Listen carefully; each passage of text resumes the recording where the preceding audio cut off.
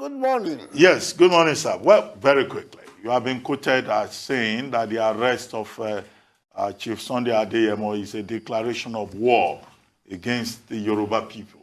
You were also quoted as saying that the Yoruba people all over the world should take to the streets in protest.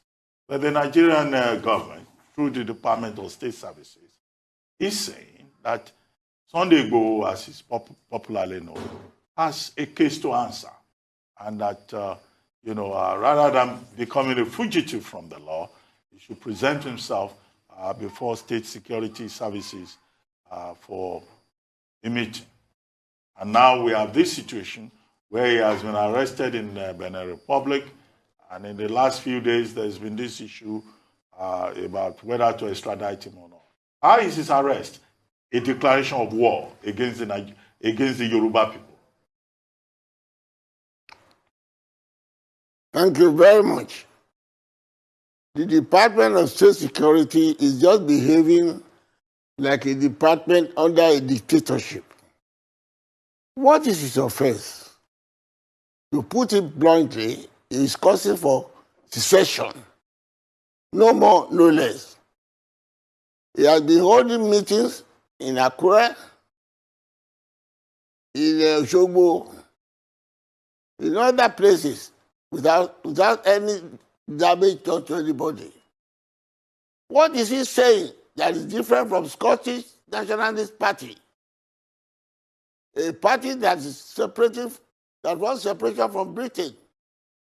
They have been together since 1707.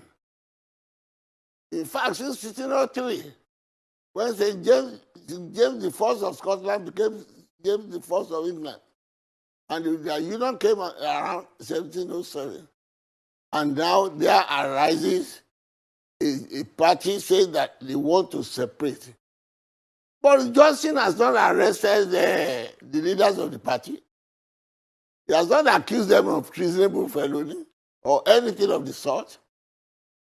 As a matter of fact, in 1998, under the Scottish Act, they have an agreement that they wanted to separate, and a lot of devolution of powers was given to Scottish Parliament. Democratically in a society where there is democracy. Now, the one that they did was that they should go to referendum, which they lost narrowly, 55 to 45. They are now still agitating to want to have another referendum. And Boris Johnson is hesitating. It's just argument. They are all saying in the Parliament what is criminal and what he has done. Except because we are in Nigeria under Buhari dictatorship. It's unfortunate. In the First Republic, but they were accusing myself and Shibawolo of treasonable felony. We were in Ghana. We stayed there. And there was the meeting of the West African leaders at that time, the OAU, that was held in Ghana. But they were insisted I won't come there because myself and Ikoko and others were in Ghana. Nkrumah did not repatriate because of that. What did he do? He sent us abroad to Russia and other places while that conference will be taking place. He didn't break from the organization. He didn't return us because he wanted the conference to be held there.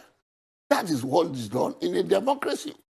And when we accuse this man of being a dictator, people say we are just labeling him. Everything he does, his parliament, his party, is anti-democracy.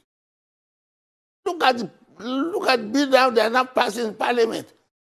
He beating free election in a democracy. And they are taking pride about that. My dear Abati, it's unfortunate for a person like myself who fought for independence, who struggled under British colonialism. We will resist Fulani domination under any pretense. Why should you be harassing the man? He went to his house midnight, What for? Because it's calling for secession. My dear, it's an unusual pattern. And they are only disgracing this country by this action. Because all the democratic world knows that all these things are things that are done in a democracy. My dear, I know it's a sad thing for me. The passion others may have is different from my own. Those who are talking about it now, they came in when the military imposed this constitution on us, under which Buhari is doing anything under the earth. He's the most powerful president in the whole world because of an imposed constitution that people say we have no hand in it.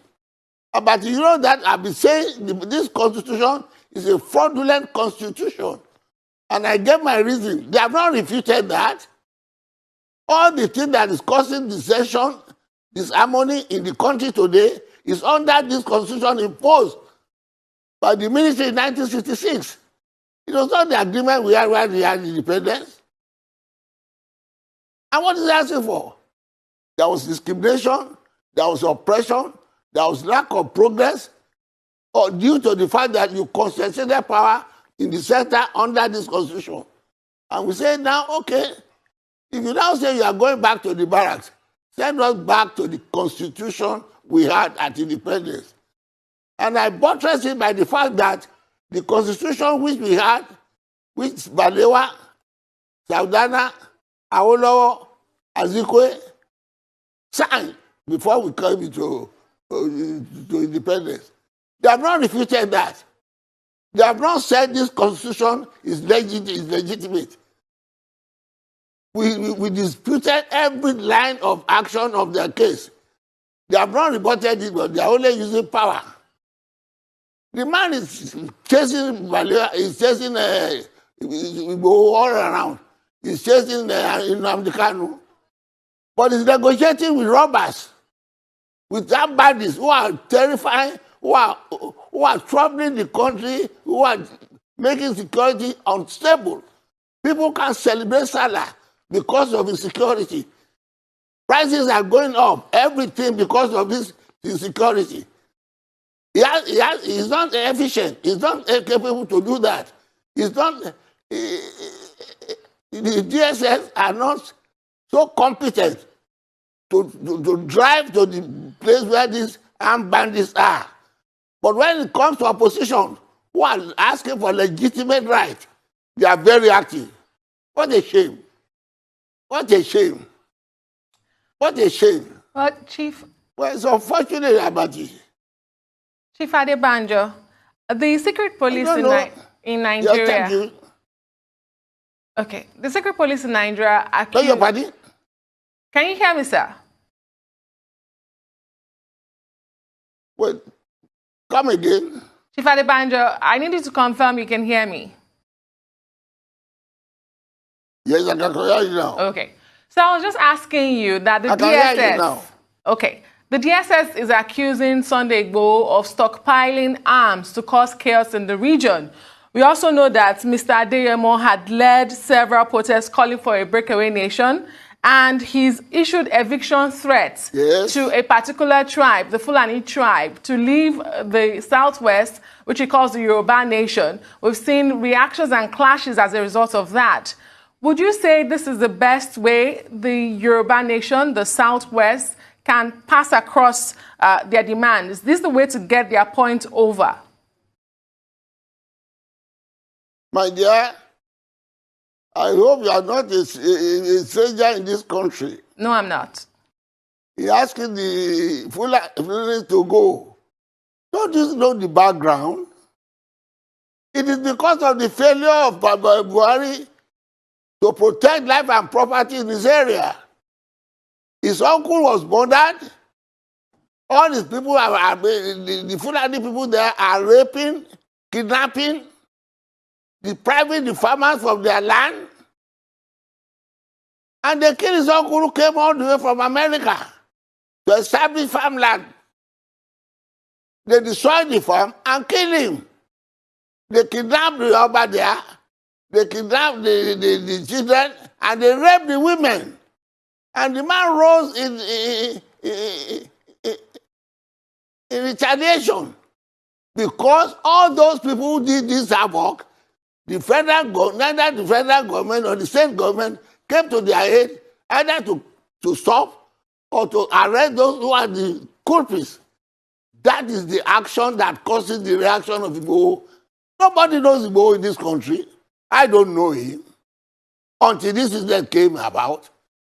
And what is the reply of the government? Now talking about you want them to go, you don't want them to go. That is talking rubbish. He didn't ask he didn't say Fulani want to go. Did he ask Dangote to go? Has he asked Rabiu to go? Has he asked the people who are doing legitimate business in Yoruba land to go? When these people just put wool and come people's eyes, you journalists must be able to shift everything. Why is it confusing? Did man just say go? He said, let the Fulani who are troubling my people, let them leave my place. And the answer, what is the answer of the Attorney General? Even when the governor of a state said these Fulani people are disturbing him, raping, kidnapping, and they are in this forest, they should leave the place. He said, he compared that with those who are doing legitimate business in the north, who are selling spare parts. And I said, well, if the people who are selling spare parts kidnap your people, plunder them, deprive them of their farm, send them back. They have not answered that. You are all living with us in this country. That's the background. He didn't just wake up and say, go away. When you talk of the reaction, you must always talk of the action that causes the reaction. It is the inability of Buhari's government to protect their property in the Igboho territory that causes the Igboho to come to self-help, which is constitutionally right, legitimate.